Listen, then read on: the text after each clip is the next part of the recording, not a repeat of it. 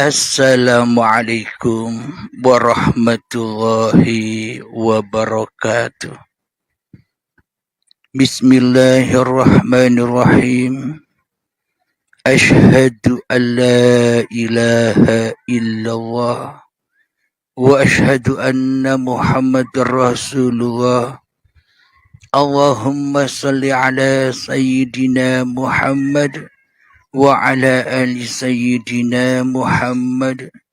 Rabbis rahli sadri wa yassirli amri wahlul 'uqdatam min lisani yafqahu qawli. Amin.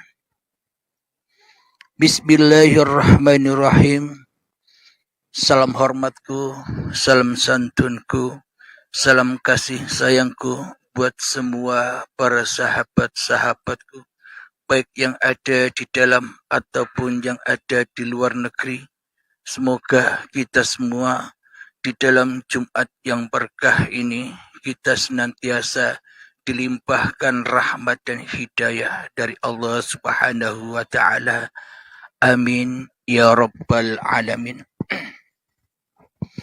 Sebelum kita awali kajian di Jumat pagi yang indah ini, marilah kita kemahkan bersama-sama di dalam nyawa, di dalam jiwa, di dalam hati, di dalam ruh, dan di dalam kehidupan ini dengan kalimah thayyibah, yang mana kalimah thayyibah ini masukkan, tusukkan di dalam nyawa, di dalam jiwa, di dalam hati, di dalam ruh, dan di dalam kehidupan ini.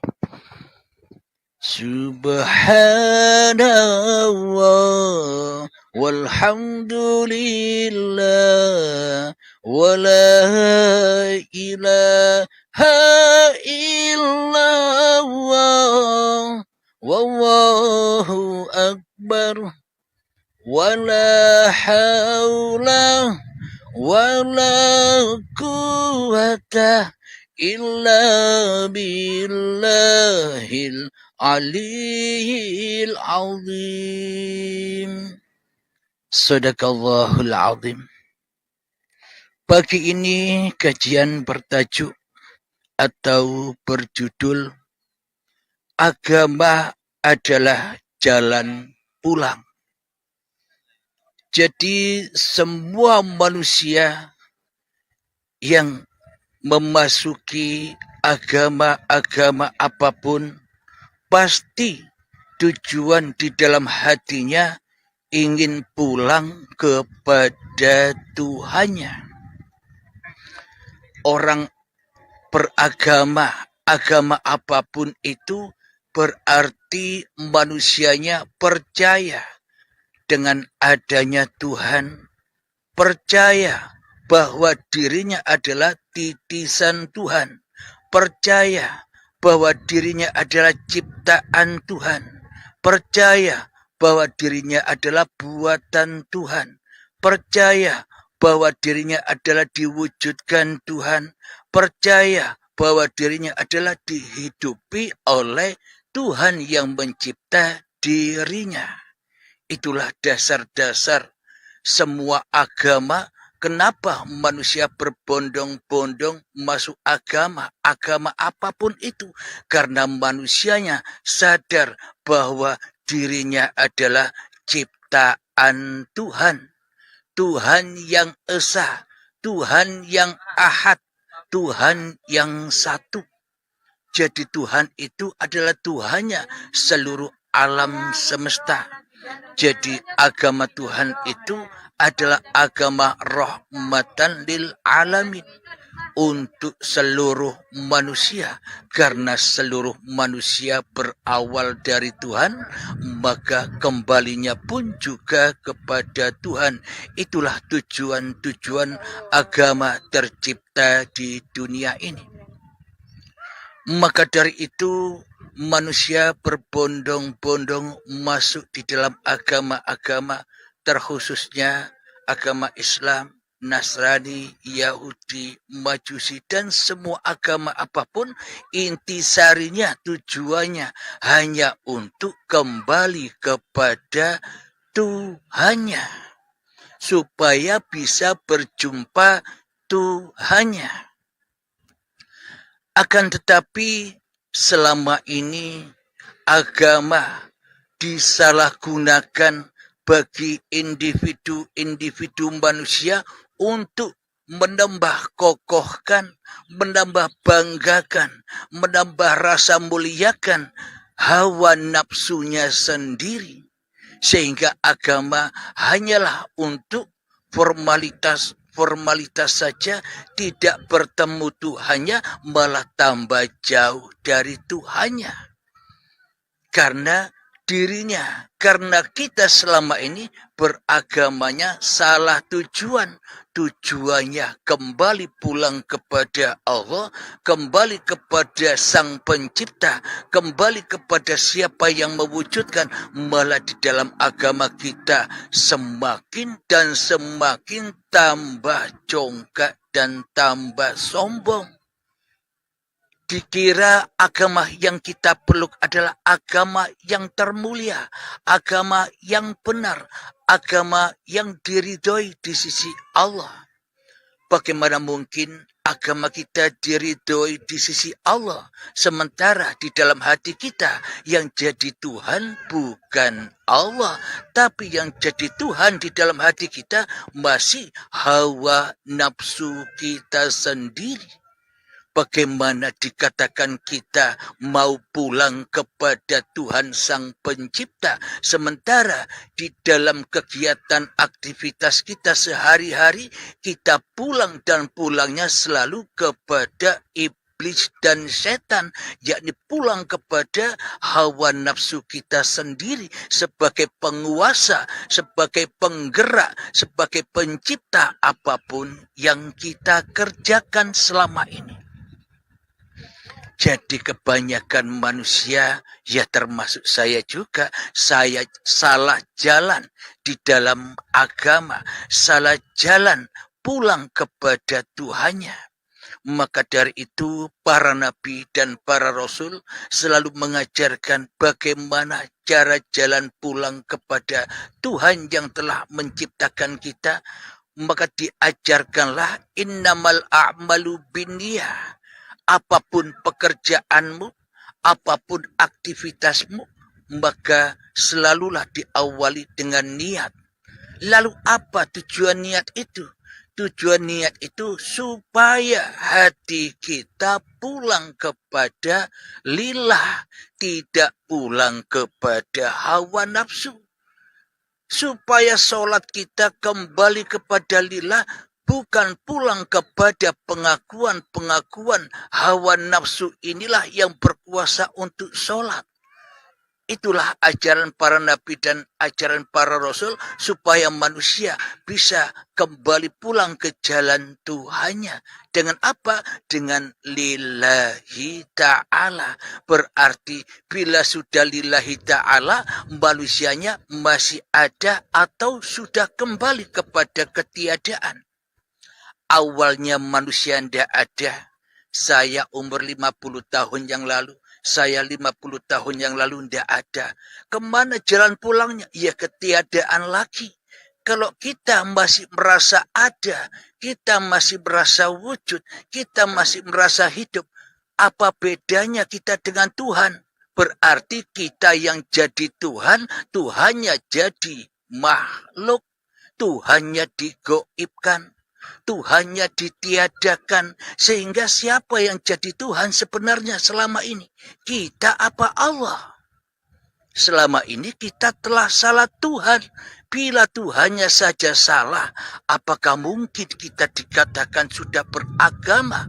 Apalagi bertuhan, sedangkan Tuhannya tidak wujud, sedangkan Tuhannya tidak hidup, sedangkan Tuhannya tak bisa berkuasa apapun terhadap diri kita, kecuali diri kita sendiri yang jadi Tuhan. Apakah itu disebut bertuhan? Lalu apa bedanya kondisi hati kita selama ini dengan Fir'aun yang nyata di dalam hati? Hanya Fir'aunnya yang ada, sedangkan Tuhannya tidak ada. Tuhannya goib, Tuhannya tidak wujud. Yang wujud di dalam hati kita hanya diri kita sendiri. Apa bedanya kita dengan Fir'aun? Alhamdulillahirabbil alamin. Maka dari itu, innama bu'istu diutammima makarimal akhlak. Tidak diutus aku hanyalah untuk menyempurnakan akhlak-akhlak manusia yang selama ini salah jalan di dalam beragama, salah jalan di dalam bertuhan. Bertuhannya selama ini, beragamanya selama ini hanya formalitas-formalitas saja untuk menunjukkan kepada sesama manusia agar dikatakan kita sudah beragama, agar dikatakan kita sudah bertuhan. Tapi kenyataannya di dalam hati kita tak ada Tuhannya, melainkan diri kita sendiri yang jadi Tuhan selama ini. Selama ini hanyalah formalitas saja kita di dalam ibadah. Formalitas saja kita di dalam sholat. Seolah-olah sholat tapi maksiat. Badannya ke masjid tapi jiwanya terbang keluar dari masjid. Ketika Allahu Akbar, jiwanya ikut setan, disesatkan oleh setan menuju menyembah, ketemu zikir kepada dunia daripada zikir kepada Allah. Itulah bukti-bukti yang sangat amat nyata. Kenapa di dalam sholat kita selama ini tidak pernah khusyuk? Kenapa di dalam sholat selama ini kita tidak pernah mi'raj? Karena sesungguhnya as-sholatu mi'rajul mu'minin. Jadi sholat itu tempatnya mi'raj, ketemunya hamba dengan Tuhannya. Kenapa kita tidak bisa bertemu Tuhan? Karena kita yang jadi Tuhan. Mana mungkin kita ketemu Tuhan? Jika yang jadi Tuhan bukan Tuhan, jika yang wujud bukan Tuhan, jika yang hidup bukan Tuhan, alias diri kita sendiri yang jadi Tuhannya, maka selamanya takkan pernah bisa khusyuk. Jadi apakah rahasia khusyuknya Kanjeng Nabi Muhammad sallallahu alaihi wasallam? Di saat sholat hingga bengkak kakinya. Apa rahasianya? Karena rahasianya Muhammadnya, Nabi Muhammadnya di dalam hatinya sudah tak ada lagi kecuali La ilaha illallah. Itulah kenikmatan di dalam beragama dan bertuhannya para nabi dan para rasul. Namun bagi kita termasuk diri saya bila tak kenal Tuhannya, ibadah apapun, sholat apapun, kita takkan pernah bisa menikmati. Akan tetapi kita di dalam sholat dan ibadah hanya tergesa-gesa saja. Kenapa? Karena kita tidak nyembah Tuhan, tapi nyembah iblis dan setan yang menyuruh, menyegerakan, ayo bro, sholat jangan lama-lama. Ayo kita keliling menghadap dunia. Ingat dunia, ingat bisnis, ingat harta. Selama ini yang kita ingati hanya sesama jenis kita. Apa? Dunia. Maka itu kita takkan pernah bisa sholat dengan khusyuk. Ibadat dengan khusyuk. Khusyuk itu apa sih? Khusyuk itu adalah seperti ini. Sudah diabadikan di dalam Al-Quran. Muhammad, bukan kamu yang melempar. tapi aku yang melempar. Muhammad, bukan kamu yang memanah, tapi aku yang memanah. Inilah yang dimaksud khusyuk itu ketika ketika Nabi Muhammadnya sudah kembali ke alam kesejatian, hakikat diri Muhammadnya yang tak ada, yang gaib, yang tak wujud, yang tak hidup. Inilah aplikasi dari innani anallah la ilaha illa ana fa'budni wa aqimis sholata li dzikri. Jadi inilah hatinya para nabi, inilah hatinya para rasul yang mana selalu mengedepankan, menghadirkan, mewujudkan, menghidupkan hanya Tuhanlah yang berkuasa atas diriku. Bukan aku yang berkuasa atas diriku. Mana mungkin aku tahu bahwa diriku manusia tanpa Tuhan? Apakah aku tahu nama diriku tanpa uripe Allah? Karena selama ini kita jadi Allah, karena selama ini kita jadi Tuhan, maka Tuhannya gaib, Tuhannya tak nyata. Kenapa? Karena tidak kita pertuhankan, karena kita terlena, karena kita tersesat di dalam pengembaraan kehidupan ini. Kita belum menyadari makna agama, kita belum menyadari makna bertuhan, apapun agamanya, apapun nama-nama Tuhannya. Kalau kita belum memahami makna beragama dan bertuhan, hanyalah menuju jalan pulang. Jalan pulang inilah yang dirindukan bagi setiap manusia. Seumpama kita bepergian jauh, kita asalnya dari rumah. Ketika kita berangkat dari rumah, berpisah dari rumah, kita mengembara, bepergian jauh, bertamasya atau kemanapun. Toh suatu saat nanti kita rindu kembali, kangen rumah, kangen pulang kampung. Padahal pulang ke rumah, pulang kampung inilah yang dirindu-rindukan oleh setiap manusia ketika manusia di dalam pengembaraannya penuh dengan kekecewaan, penuh dengan ketakutan, penuh dengan kesengsaraan, penuh dengan kesedihan, karena di dalam pengembaraannya manusianya dihukum, disiksa, diadab kubur dan diadab neraka yang bahan bakunya, bahan bakarnya adalah badan yang diakui sebagai badan manusianya, dan hati yang keras melebihi kerasnya batu. Berlakulah siksa kubur dan siksa neraka dari api-api yang tak berasap, di mana apinya di dalam setiap jiwa-jiwa manusianya. Karena manusianya tidak bisa lillahi ta'ala kecuali linapsi di dalam aktivitas-aktivitas kehidupannya. Alhamdulillahirabbil alamin.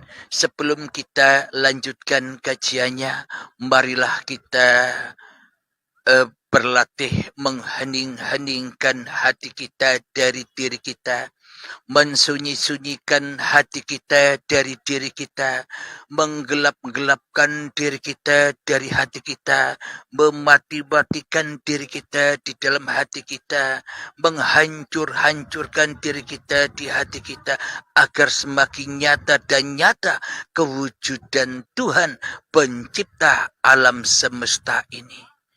Bismillahirrahmanirrahim. Mengheningkan cipta, mulai, silahkan.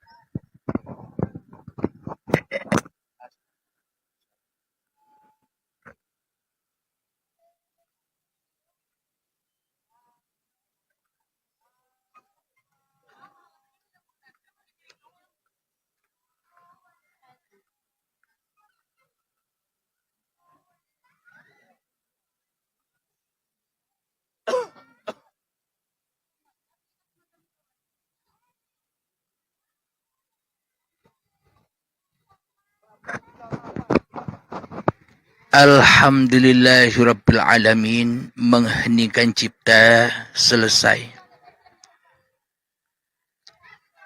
Agama adalah jalan pulang. Jadi bagaimanakah caranya kita memulangkan semua yang ada pada diri kita? Apakah kita bisa pulang sendirian tanpa ada yang membimbing? Apakah kita bisa pulang sendirian tanpa yang mengantar?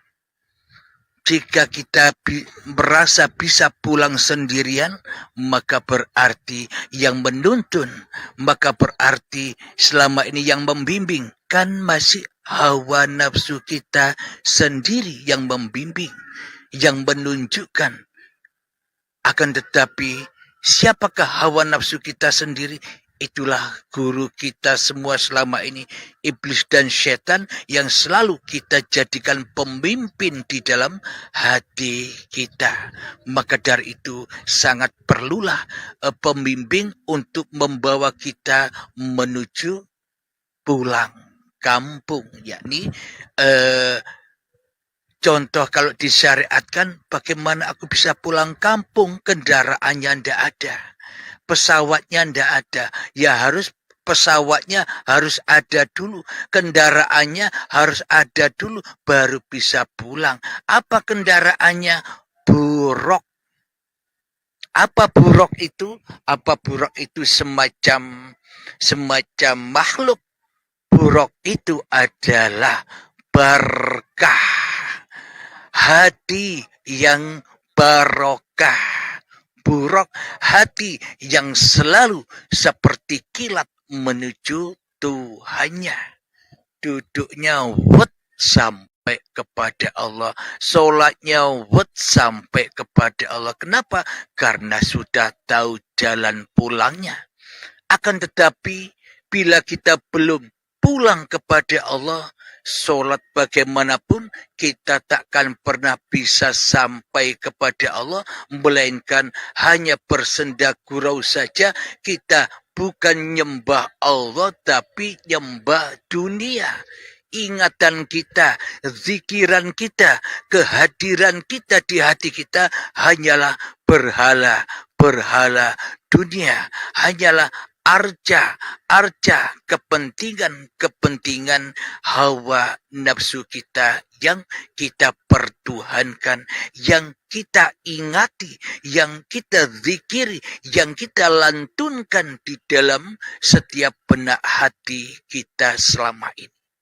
Jadi cara untuk pulang ya harus dibakar semua arcanya. Untuk jalan pulang ya harus dibombardir semua berhala-berhala yang ada di hati. Untuk jalan pulangnya ya lepaskan semua hartamu, lepaskan semua ilmumu, lepaskan semua urusan-urusan duniamu, lepaskan semua amalmu, lepaskan semua sholatmu, lepaskan semua, bahkan hidup dan badanmu pun harus rela, ridho, diamanahkan kembali, dizakatkan kembali, disucikan kembali. Agar apa? Agar bisa lillahi ta'ala. Itulah husnul khotimah itu. Jadi husnul khotimah itu yang diraih ya harus sekarang, bukan nanti. Bagaimana mungkin nanti bisa mendapatkan husnul khotimah, sekarang belum dapat husnul khotimahnya. Belum berbekal husnul khotimah. Hanya selama ini kita selalu mati dan mati su'ul khotimah di dalam kehidupan ini. Mati su'ul khotimah di dalam sholatnya. Mati su'ul khotimah di dalam ibadahnya. Kenapa? Pulangnya bukan pulang kepada Allah, tapi pulang kepada iblis dan setan. Pulangnya kepada pengakuan diri kita.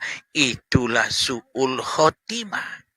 Jadi mati su'ul khotimah dan husnul khotimah sudah berlangsung saat ini juga.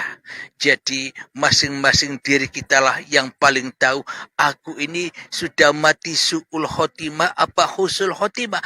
Anda sendiri yang tahu. Alhamdulillahirabbil alamin. Semoga yang sebentar ini, khususnya saya dan kita semua dapat memahami apa makna-makna di dalam beragama dan bertuhan, supaya kita bisa pulang meniti kembali asal dari mana diri kita, wujud dari mana diri kita, sampai kita jadi manusia ini tanpa Allah, tanpa uripe Allah, kita tidak tahu bahwa diri kita ini manusia.